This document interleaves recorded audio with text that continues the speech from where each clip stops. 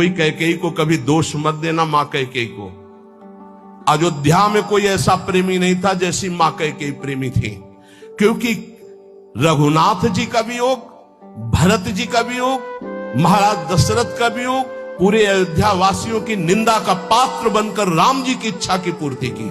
ये माता कैकेयी है, दूसरे में इतनी सामर्थ्य नहीं थी। माता कैकेयी जितना राम जी को प्यार करती थी, शायद है उतना कोई अवध में प्यार करता हो। भगवान श्री राम एकांत में माता कैकेयी से कहा, मां मैंने पूरी अवध में देखा है कि आपसे ज्यादा मुझे कोई प्यार नहीं करता, और ये सामर्थ्य केवल अधिक प्यार करने वाले में ही होती है। तो आप मेरे लिए निंदा सहेंगे, मेरे लिए आप अपमान सहेंगे, मेरे लिए पुत्र वियोग, मेरे लिए पति वियोग, ये केवल आप ही सह सकती हैं। इतना त्याग आप कर सकती हैं, मुझे पता है, क्योंकि आप हृदय से बहुत बहादुर हैं। देवासुर संग्राम में साथ गई थी कैकेयी जी महाराज चक्रवर्ती सम्राट दशरथ के।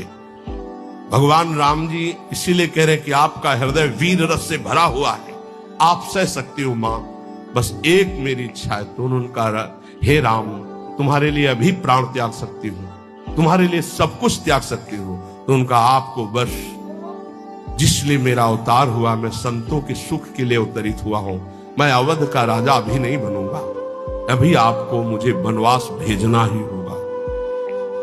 मां कैकेयी ने एकांतिक भगवान की आज्ञा का पालन किया, ये ध्यान रखना।